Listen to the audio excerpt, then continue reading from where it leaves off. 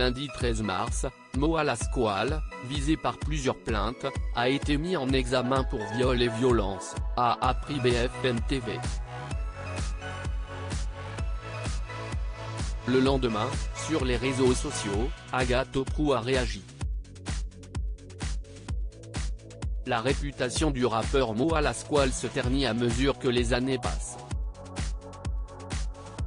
Le 19 juin 2020, Mohamed Belhamd, de son vrai nom, était interpellé à Paris, suite à une violente altercation avec la police, en vertu d'un mandat de recherche consécutif à un refus d'obtempérer, apprenait Le Parisien.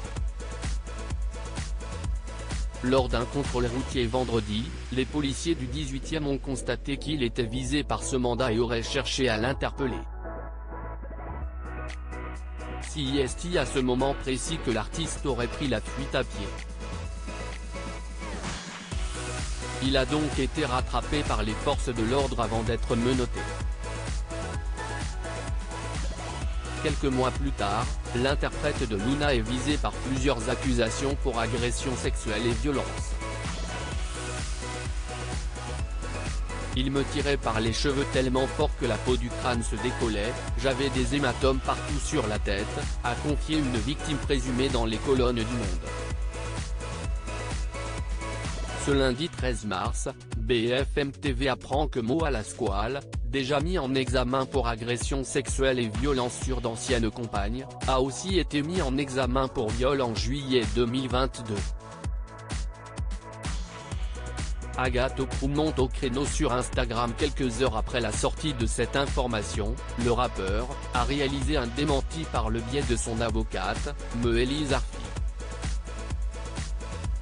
Les faits sont formellement contestés et ne sont d'ailleurs étayés par aucun élément matériel.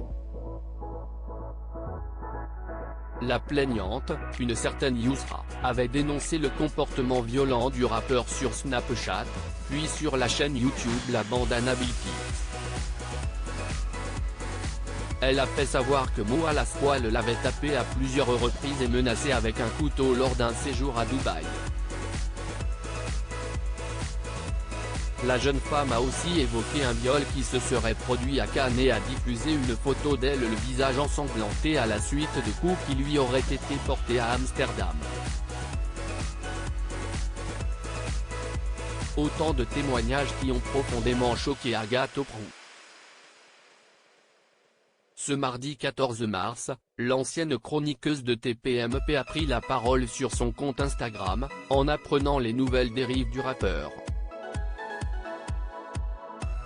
À combien de streams il va en prison votre pote s'il vous plaît? S'est-elle demandé en repartageant un article d'Hugo Décrypte. Rappelons que le rappeur est en détention provisoire depuis le mois de juin 2022 pour non-respect de son contrôle judiciaire, précise l'AFP.